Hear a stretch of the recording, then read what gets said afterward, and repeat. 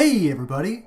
It's been way too long since I made a video about Deep Rock Galactic. My viewers from that era are probably all starving for content if they're even still around at this point. Well, for those few who remained, fear not. Rogue Core is entering closed alpha soon, and that means I finally have something to talk about. Despite Ghost Ship Games making a lot of posts and live streams to clarify things, I've noticed a lot of people are still confused about what Rogue Core even is, and it's hard to blame people for that. The information is all pretty scattered at the moment, requiring you to do a bit of digging to put it all together. I decided I wanted to gather most of the information we have into one place. Hopefully that makes it a bit easier to learn about what exactly Rogue Core is. So let's start with the basics. First off, I'm still seeing a lot of people who think Rogue Core is an update to Deep Rock Galactic. Rogue Core is not an update, it's a whole new game. It was originally an update that was going to add a new game mode, but as the devs tested it, they realized they had so many ideas and the concept had so much potential that it wasn't going to work as just a game mode. They had to make Rogue Core its own thing.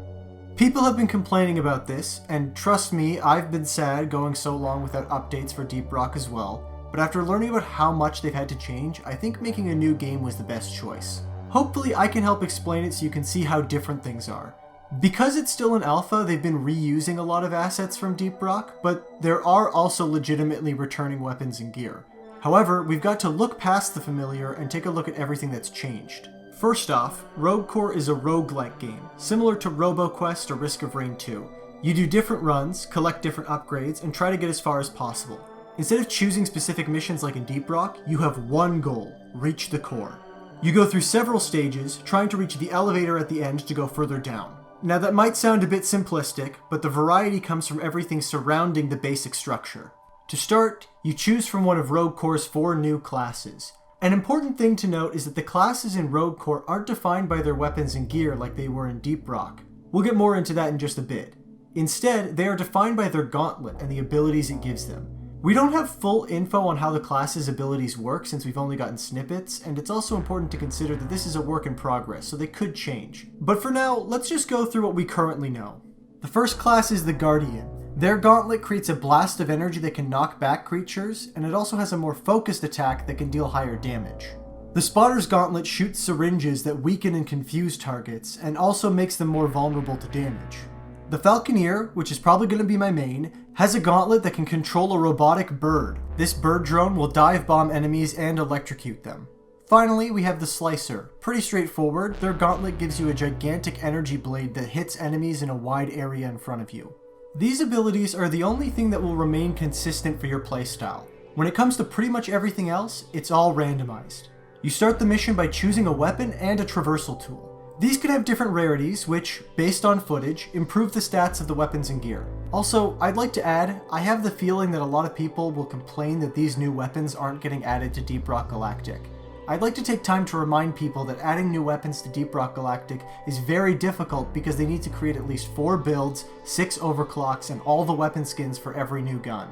In this game, they don't have to worry about that and can instead have a bunch more generic upgrades. Honestly, it's really nice to see them have the freedom to create a bunch of weapons and not have to worry about all the different builds. Now, speaking of the different rarities, this actually leads into another important gameplay element. Upgrades, weapons, gear are all shared among the team. That means you all get presented with a choice of gear or abilities, and you only get to pick one of the choices presented to you. Since it's all split up across the team, you don't want to just hog whatever has the highest rarity. You need to be willing to let people take what works best for their build. Personally, I'm a little bit nervous about this concept, but I'm very curious to see how it works out.